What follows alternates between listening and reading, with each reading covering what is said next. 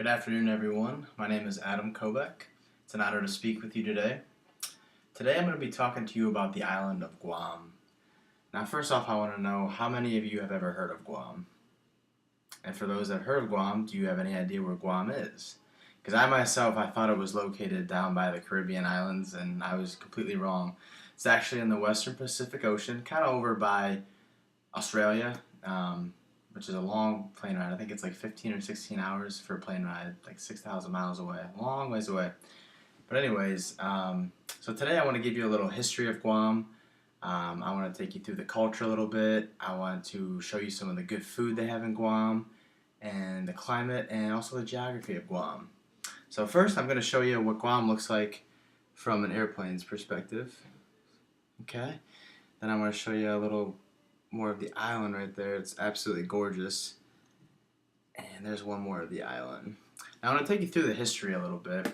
So back in 1941, just hours before the attack on Pearl Harbor, the Japanese took over Guam. And they took over Guam for about 2.5 years, and then the United States troops finally took it back in 1944. During those times, there was a lot of cruel and unusual punishment with the Guam people. The Guam people were forced to adopt the Japanese culture, and there was beheadings, and it was just a very bad time for the people of Guam. So on July 21st is Guam's Independence Day. Today they celebrate their freedom. Now the actual island is about 30 miles long, and it's shaped kind of like a footprint. So depending on where you're at on the island, the width could be anywhere from 4 to 12 miles.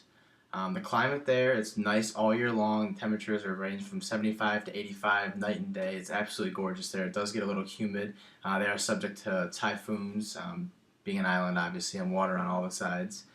The population there, the native people are called Chamorros there. And about 40% of the population there are Chamorro. The other big population there is Filipinos. And the rest are scattered. Now, 85% of the people in Guam practice Roman Catholicism. They're very, very, strict with their religion. They practice it all the time, and they're very, very good people. The official language there is English, as well as the native language is Chamorro. So they do have their own little language there. They do have the U.S. economy, the same as us. They have dollars and coins and all of that. It's very modernized now. They do have cell phones and internet and television, and technology is very up to date, just like it is here in the States. It's very popular for Japanese tourists to go there, because tourism is where they get majority of their money from. The tourist hub there is called Tuman, and there is basically a strip mall of very nice hotels and shopping galleries. Indoor aquarium, very nice stuff for kids as well as adults, and they do have Las Vegas style shows, so it's a great place to tour. Their largest single private employer is United Airlines, with about a $90 million annual payroll. Employs about 1,400 people in Guam, which is fantastic. They also have the naval base there, which takes, I think, about 30 to 40% of the island is covered with the naval base, so it's incredible. And they've been talking for years about bringing another base there that's currently in Japan. So it's a very good strategic point for the United States to have basically our own base stationed all the way over there across the seas, in between, all of our countries that we're fighting with. I want to talk to you a little bit about some popular foods there. Red rice is a staple for any meal. It's like a Spanish rice, has a red color. Kelaguen is also very popular there. You can kelaguen. It's a style of cooking that has like a lemon base to it. You can kelaguen chicken, beef, shrimp, any seafood, or even spam. It's very good.